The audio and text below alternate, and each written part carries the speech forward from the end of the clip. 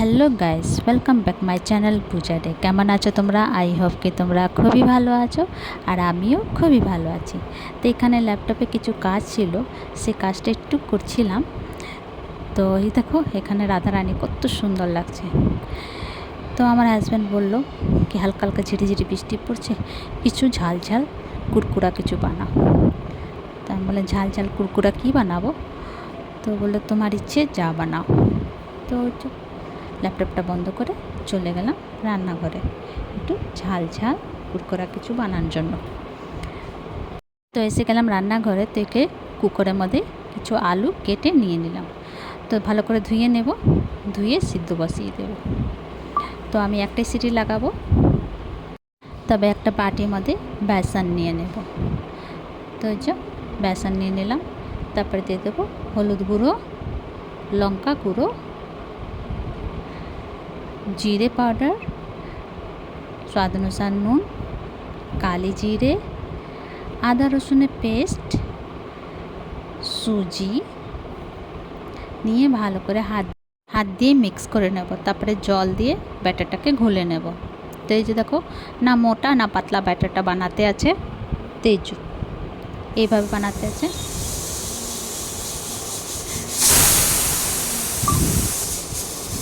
তো এখানে সিটিটা লেগে গেছে, আর এই যে পনির বার করে নিয়েছি। তো এটা ঘরের বানানো পনির হচ্ছে। তো কেটে নেব ছোটো ছোটো করে। তো তোমরা যেরকম শেপ অমনি দিতে পারো। তো আমি বেশি বড় দিলাম না, একটু ছোটো ছোটো করে কাটবো। তো এই যে দেখো, এইভাবে ছোটো ছোটো করে কাটবো। তা আলুটা সিদ্ধ হয়ে গেছিলো, বাটির মধ্যে বার করে নিলাম একটা প্লেটের মধ্যে। তো চোকলাগুলি ছিলে নেব। তো এই যে চোকলা ছিলে নিলাম, দিয়ে দেব আর্ধেক পেঁয়াজ দিয়েছিলাম কুচি কুচি কেটে, ভাজা মশলা, স্বাদ অনুসার নুন। আর এখানে কড়াই বসিয়ে দিচ্ছি, কড়াইয়ের মধ্যে দিয়ে দেবো একটু সরষের তেল। আর এই যে শুকনো লঙ্কাটা ফ্রাই করে ওই আলু সিদ্ধটার মধ্যে দিয়ে দেবো। আর আর্ধেক পেঁয়াজ আমি ফ্রাই করে দেবো। অর্ধেক পেঁয়াজ কাঁচা দিয়েছিলাম, অর্ধেক পেঁয়াজ আমি ফ্রাই করব। তবে এর মধ্যে দিয়ে দেবো হাফ চামচ আদা রসুন বাটা আর ধনে পাউডার। একটু জল দিয়ে মশলাটাকে একটু ফ্রাই করে নেব। তো যে ফ্রাই হয়ে গেছে, এবার দিয়ে দেবো আলুটার মধ্যে। তো এবার আমি মেখে নেব। আর এখানে দেখো ব্রেড নিয়েছি দুটো। একটার মধ্যে আমি গ্রিন চিলি সস লাগাবো, আর একটার মধ্যে আমি টমেটো কেচাপ লাগাবো। তো এই যে আলু মিশ্রণটা যে বানিয়েছিলাম, সেই অল্প অল্প নিয়ে এই যে মধ্যে দিয়ে দেবো। আর এই কোণা একটা, এই কোণা একটা পনির দেব।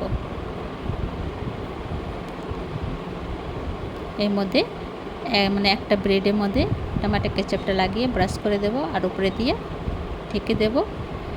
তারপরে এটা মধ্যে দিয়ে কাট করে দেব। তো এই যে, তো এইভাবে সমস্ত ব্রেডটা আমি বানিয়ে নেব। আর এখানে দেখো কড়াইয়ের মধ্যেই আমি রিফাইন অয়েল দিয়ে দেব। যে ব্যাটারটা বানিয়েছিলাম, ব্যাটারটার মধ্যে ডিপ করব, আর ধীরে সে কড়াইয়ের মধ্যে ছেড়ে দেব। তো আজকে হচ্ছে পনির ব্রেড পকোড়া।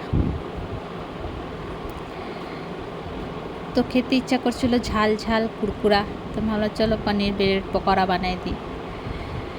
তো এই উলট পুলট করে লাল লাল করে ফ্রাই করব।